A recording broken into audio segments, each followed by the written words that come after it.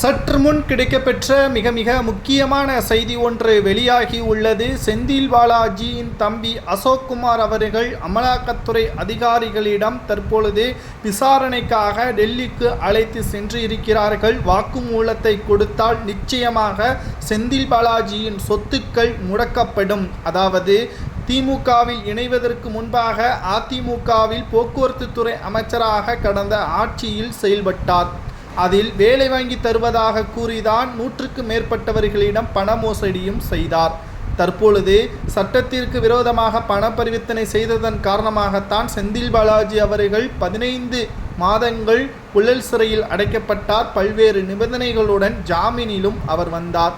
ஆனால் நீதிபதியே தவறு செய்துவிட்டோம் என்று கூறும் அளவிற்கு முதல்வர் ஸ்டாலின் அவர்கள் தங்க தியாகி என்று கூறும் விதமாக செந்தில் பாலாஜிக்கு 2 நாட்களில் அமைச்சர் பதவியை கொடுத்து அந்த அமைச்சர் பதவியை முழுசா 3 மாதங்கள் கூட அனுபவிக்காமல் மீண்டும் நீதிபதிகளால் அந்த பதவி பறிக்கப்பட்டது. அதிலும் குறிப்பாக இந்த வழக்கு எந்த வழக்கு? போக்குவரத்து துறையின் பொழுது வேலை வாங்கி தருவதாக கூறி மோசடி செய்த வழக்கு தான் இப்பொழுது நடைபெற்று கொண்டிருக்கிறது. 2வது வழக்கு தமிழக தலைமை டாஸ்மாக் முறைகேடு. இது இனிமேல்தான் ஆரம்பமாக போகிறது.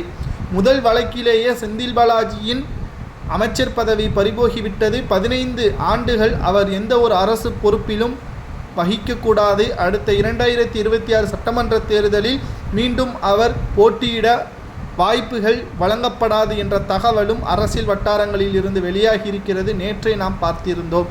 தற்பொழுது அமைச்சராக இல்லாத காரணத்தினால் அமலாக்கத்துறை அதிகாரிகள் செந்தில் பாலாஜியை எப்போ வேண்டுமானாலும் விசாரணை செய்யலாம் என்பதுதான் செந்தில் பாலாஜி அவர்களுக்கு இருக்கக்கூடிய மிகப்பெரிய ஒரு நெருக்கடி. மேலும் முக்கியமான குற்றவாளியாக இருக்கக்கூடியது செந்தில் பாலாஜியின் தம்பி அசோக்குமார் தான்.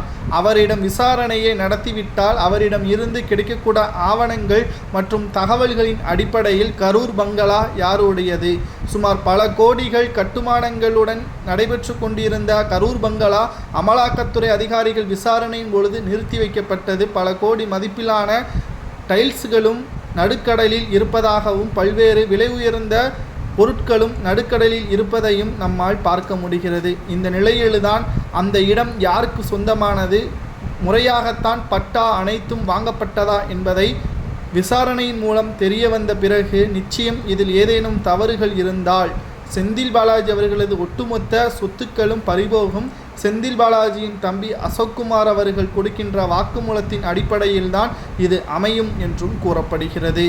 மேலும் செந்தில் பாலாஜியின் மனைவி எந்த ஒரு நிறுவனத்தையும் நடத்தவில்லை, ஆனால் நடத்துவதாக அவர் பதிவும் செய்திருக்கிறார். இதனால் சொத்துக்கள் அனைத்தும் பறிபோவது உறுதிதான் என்ற தகவலும் தற்பொழுது கிடைக்கப்பெற்றுள்ளது. செந்தில் பாலாஜியின் சொத்துக்களை பறிக்கலாமா என்பதை